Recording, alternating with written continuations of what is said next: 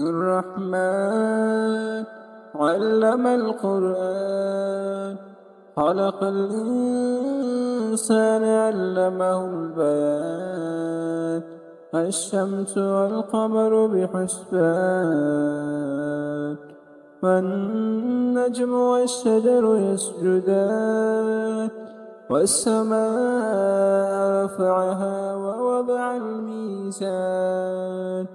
ألا تطغوا في الميزان وأقيموا الوزن بالقسط ولا تخسروا الميزان والأرض وضعها للأنام فيها فاكهة والنخل ذات الأكمام والحب ذو العصف والريحان فبأي آلاء ربكما تكذبان خلق الإنسان من صلصال كالفخار وخلق الجان من مارج من نار فبأي آلاء ربكما تكذبان رب المشرقين ورب المغربين فبأي آلاء ربكما تكذبان مرج البحرين يلتقيان بينهما برزخ لا يبغيان فبأي آلاء ربكما تكذبان يخرج منهما اللؤلؤ والمرجان فبأي آلاء ربكما تكذبان وله الجوار المنشآت في البحر كالأعلام فبأي آلاء ربكما تكذبان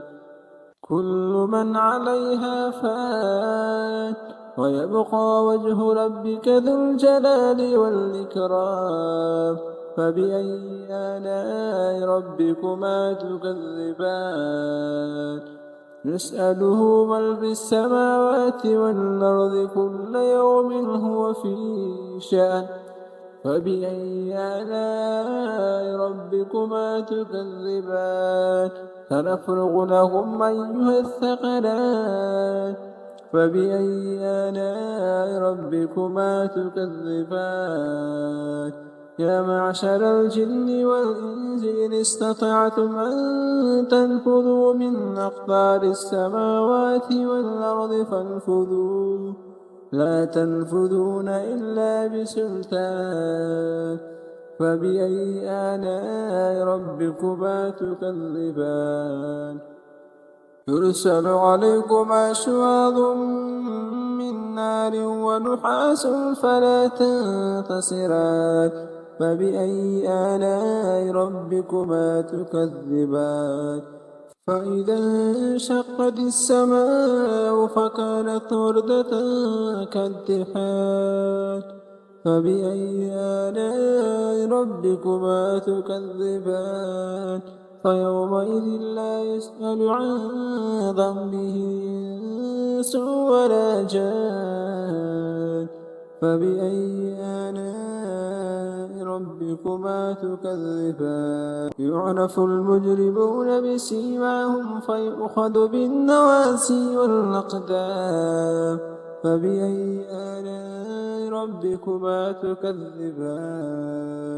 هذه جهنم التي يكذب بها المجرمون يطوفون بين وبين حميم آن فبأي آلاء ربكما تكذبان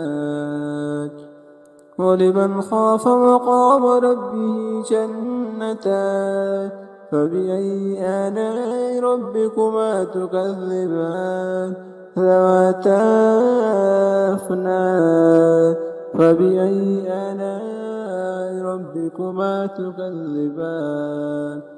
فيهما عينان تجريان فبأي آلاء ربكما تكذبان فيهما من كل فاكهة زوجان فبأي آلاء ربكما تكذبان متكئين على فرش بطائنها من استبرق وجنى الجنتين دان فبأي آلاء ربكما تكذبان فيهن قاصرات الطرف لم يطمثهن إنس قبلهم ولا جان فبأي آلاء ربكما تكذبان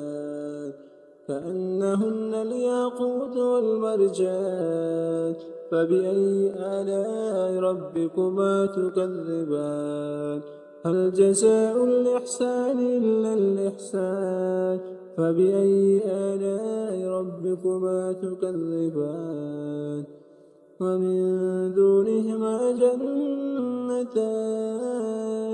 فبأي آلاء ربكما تكذبان مدهامتان فبأي آلاء ربكما تكذبان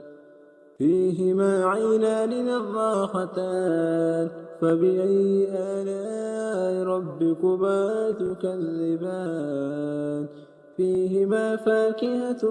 ونخل ورمان فبأي آلاء ربكما تكذبان فيهن خيرات حسان فبأي آلاء ربكما تكذبان حور مقصورات في الخيام فبأي آلاء ربكما تكذبان